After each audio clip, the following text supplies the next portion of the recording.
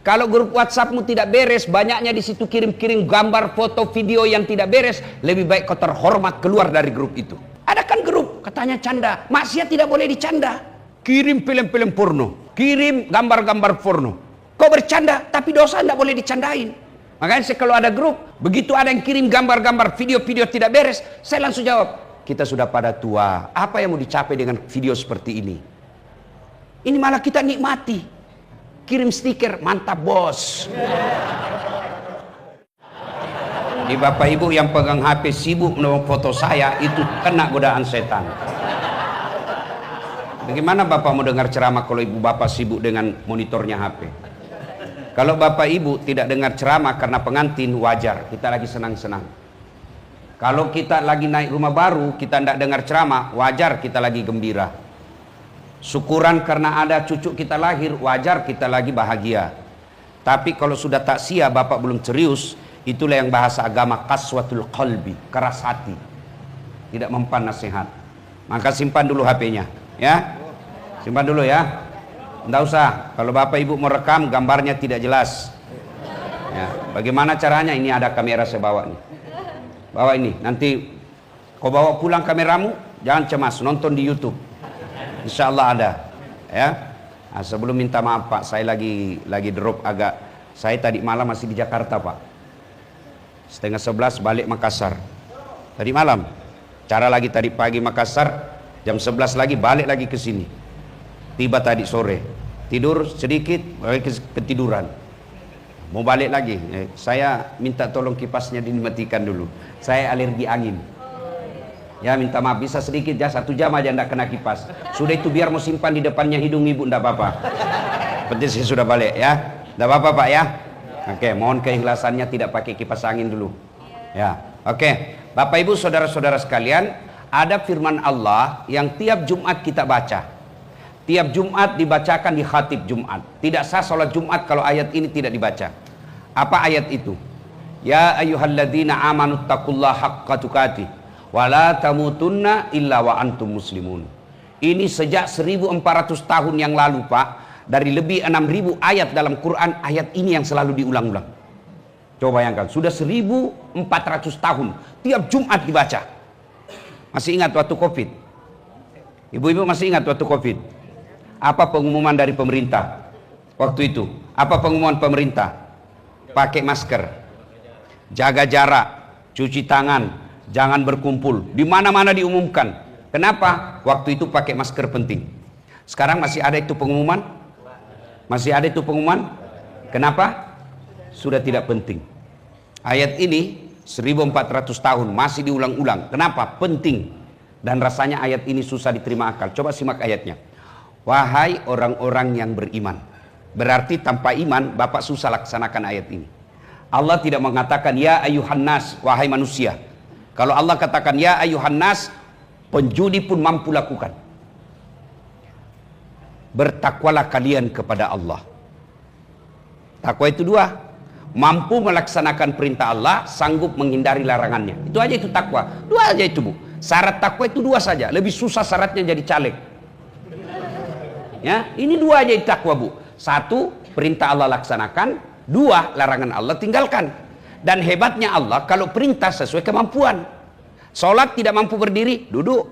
Tidak mampu duduk, baring. Puasa tidak mampu karena sakit, boleh kau tunda. Nanti selesai sakit kau bayar. Tidak sembuh-sembuh, boleh ganti dengan lain. Apa? Fidyah. Kamu harus haji kalau mampu. Tidak mampu, boleh tidak haji sampai meninggal. Perintah sesuai kemampuan. Tapi kalau larangan mutlak tidak boleh tawar-tawar. Tidak boleh sesuai kemampuan, mutlak harus lakukan kalau perintah. Jangan berzina, la taqrabuz zina kata Allah. Jangan kau dekati zina. Tidak bisa bilang, saya tidak bisa kalau tidak berzina 1 bulan. Tidak bisa. Itu mutlak. Jangan dekati judi. Tidak bisa.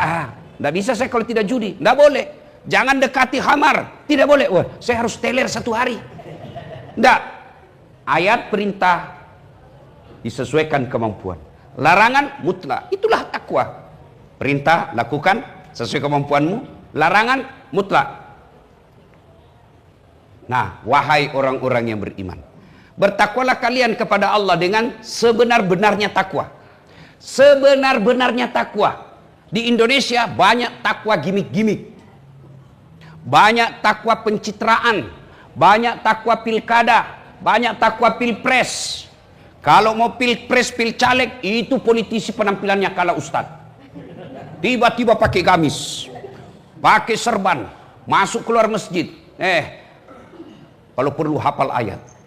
Selesai pilcaleg, hilang lagi mereka. Bersedekah pencitraan, panggil wartawan, hanya untuk bagi-bagi 25.000, panggil wartawan. Ngantri sampai berjemur, ada yang pingsan. Itu pencitraan. Pencitraan itu gimik-gimik, bahasa agamanya munafik. Nah, sayangnya pejabat kita banyak yang begitu. Takwa munafik, takwa gimik-gimik, takwa pencitraan, pura-pura masuk lorong, pura-pura sama masuk gorong-gorong. Jangan bawa urusan politik ini ya, bukan ya. Tapi itu yang Bapak suka. Yang kejar-kejar mobil, pura-pura, itu semua pencitraan. Gimana caranya? Saya ini pengajar komunikasi, Pak. Saya doktor di bidang komunikasi. Saya bisa tahu, oh ini gimik-gimik ini pencitraan ini direkayasa. Gimana caranya? Tidak mungkin jernih suaranya kalau dia tidak pakai mic dalam sembunyi. Tidak mungkin itu kamera, kalau dia tiba-tiba dia bikin, tidak mungkin ada pengambilan gambar dari belakang, dari samping, dari depan, dari atas. Pasti itu ada timnya. Dan itu pencitraan. Tapi sayangnya bangsa Indonesia senang yang begini. Terlalu cepat terharu. Maka jangan heran pemerintah yang kamu pilih dan terpilih adalah pemerintah yang juga pencitraan. Tidak mikir rakyat tapi mikir dirinya. Pura-pura penguasa, pura-pura jadi pejabat tapi yang dipikir harta kekayaan untuk dirinya. Nah, Bapak Ibu saudara-saudara sekalian, makanya Allah katakan bertakwalah dengan sebenar-benarnya takwa. Karena Allah tahu suatu masa nanti di Indonesia banyak orang pura-pura takwa. Waktu dilantik bertakwa kepada Tuhan yang Maha Esa. Setelah dilantik takwanya ke kanan, dia ke kiri. Tapi jangan khawatir, Allah ancam. Bertakwalah dengan sebenar-benarnya takwa. Wala tamutunna, dan janganlah kamu mati illa kecuali wa antum muslimun, kecuali dalam keadaan beragama Islam. Wahai orang-orang, takwa sebenar-benar takwa, dan jangan kamu mati. Dengar ayat ini, jangan kamu mati. Seolah-olah mati itu urusan kita. Mati itu urusan Allah. Jangan kamu mati. Berarti Allah, kalau jangan kamu mati itu seolah-olah, dasar jangan kamu mati. Berarti mati mau-maumu. Padahal mati, mau atau tidak, tiba saatnya pasti mati. Orang kaya, mati. Orang miskin, mati. Raja-raja, mati. Rakyat biasa, mati. Janda, mati juga. Orang kaya, mati. Orang miskin, mati. Raja-raja, mati. Rakyat biasa, mati. Perawan, mati juga. Enggak, Ustadz mati. Di belakang sedikit. Kalau Ustadz duluan siapa yang tak siap? Iya kan? Semua mati. Ayat ini Allah ingin pesankan seolah-olah Allah berkata, bukan mati masalahmu. Mau atau tidak pasti kamu mati dah saat. Yang jadi masalah bagaimana caramu mati. Itu ayat ini. Ada orang lagi sholat, sujud, mati. Ada orang lagi puasa Senin Kamis, jelang buka, meninggal. Ada orang perjalanan pergi haji, meninggal. Ada orang lagi tawaf, meninggal. Iya kan?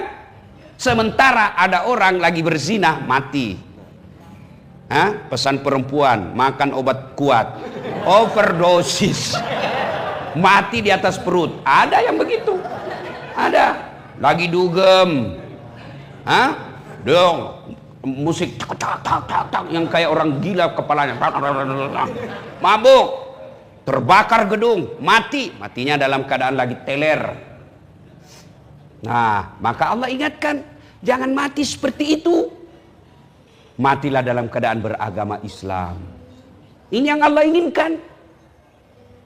Kamu mau mati dalam keadaan beriman, mau mati dalam keadaan kafir, Allah kasih pilihan. Silakan kau dah saat. Kamu mau mati dalam keadaan sujud, silahkan. Kamu mau mati dalam keadaan puasa, silahkan. Silahkan pilih. Kamu mau mati dalam keadaan mabuk, boleh, silahkan. Tapi ingat, semua ada balasannya. Balasannya di mana? Bisa jadi balasannya dunia, balasannya jam pasti, akhirat balasannya. Kalau di dunia, apa balasannya? Sanksi sosial. Malulah dia, dicibirlah dia. Itu sanksi sosial. Tapi ada orang, matinya, mati dalam keadaan beriman. Inilah yang kita inginkan. Nah, orang yang mati kafir, satu diantaranya anak durhaka. Masih ingat kisahnya? Sahabat Nabi bagus ibadahnya, tapi durhaka sama ibunya, meninggalnya tidak bisa mengucapkan 2 kalimat syahadat. Nah, coba lihat ibu-ibu. Bu, kalau ibu meninggal siapa yang doakan ibu? Suami. Tidak ngarap. Jangankan ini, saya aja begitu, Bu. Istri saya protes. Saya bilang, jangankan kau meninggal, kau masih hidup saja saya selalu berpikir kawin lagi. Apalagi kalau kau sudah mati, pastilah kita kawin. Ya toh? Siapa yang doakan ibu? Anak. Berarti Bapak Ibu, sedulur-sedulur, saudara-saudara, Bapak mau tahu masa depan Bapak dikubur? Mau tahu masa depan ibu dikubur? Bagaimana keadaan ibu nanti dikubur? Lihat anakmu sekarang. Lihat anakmu sekarang. Kalau anakmu masih pergi sholat subuh, ada harapan, Pak. Anak kita masih datang mau pengajian, ada harapan. Anak kita cakep, cerdas, sekolahnya bagus, masih datang pengajian, keren. Daripada anak sudah jelek, dungu, muka ndak jelas, ndak pernah lagi datang pengajian, sial jadi anak orang tua. Ayo, saudara-saudara sekalian, kalau anak kita buka kamarnya masih pegang Quran malam Jumat, insya Allah aman tuh orang tuanya. Kalau buka kamarnya game aja dia kerja, malam Ahad boncengan sama pacarnya, hai, jangan harap, Pak. Bapak kalau sudah masuk kubur, bukan menunggu 1 tahun, bukan menunggu 100 tahun, Pak. Nggak balik-balik lagi. Coba sekarang, ingat saudara-saudara kita yang meninggal. Ada yang sudah meninggal bapaknya? Ada? Ada sudah meninggal bapaknya di sini? Ayo jawab masing-masing. Berapa kali Bapak doakan orang tuamu 1 hari? Bohong kalau 5 kali sehari. Bohong. Enggak percaya saya, Bu. Percaya saya, Bu. Paling nanti kita doakan pada saat kita lihat ada bajunya langsung diingat. Itu pun tidak otomatis dia baca doa. Nggak usah jawab saya, jawab dalam hati, gambaran nanti kita dikubur.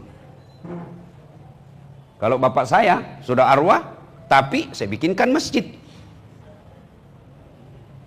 2 masjid, setiap salat 5 waktu, pasti baca Fatihah orang di situ. 2 masjid, berapa jamaah? Setiap 5 waktu, imam baca doa, selesai baca doa, Al-Fatihah untuk almarhum Abdul Latif bin Siapo. Ini mestinya dari tadi diurusan mic-nya nih. Al-Fatihah 2 masjid, ratusan jamaah 1 hari. Bapak saya tidak kaya tuh waktu hidup, tidak. Rumah-rumah tidak jelas, pekerjaan tidak jelas. Tapi alhamdulillah sudah lebih 10 tahun tiap 5 waktu dibacakan Fatihah. Banyak orang kaya berlimpah, cerdas anak-anaknya, ibu bapaknya, kaya orang tuanya, mapan orang tuanya, tapi tidak perhatikan agama anak-anaknya, tidak ada lagi yang ingat. Maka ibu-ibu renungan buat malam ini. Gimana anak-anak bapak ibu? Mana anak-anak kita sekarang? Kenapa kalau ulang tahun kita mampu kasih duit sampai 10 juta, 5 juta untuk pesta? Kenapa ucuran taksiah kau tidak mampu bawa anakmu? Anak kita ulang tahun atau perayaan kita mampu bawa ke Ancol, bawa ke Taman Mini, bawa ke Plaza Indonesia belanja. Kenapa urusan taksiah seperti ini kau tidak mampu bawa anakmu di sampingmu? Siapa yang mau ceramai mereka? Kamu tidak mungkin tidak percaya. Maka mestinya acara seperti ini, bawa anak kita dia dengar dakwah. Coba lihat anak-anak kita sekarang, Pak. Sudah tidak malu namanya pacaran. Dinasehatin tidak mau mendengar. Kalau begini model anak kita, jangan terlalu berharap bahagia di kubur.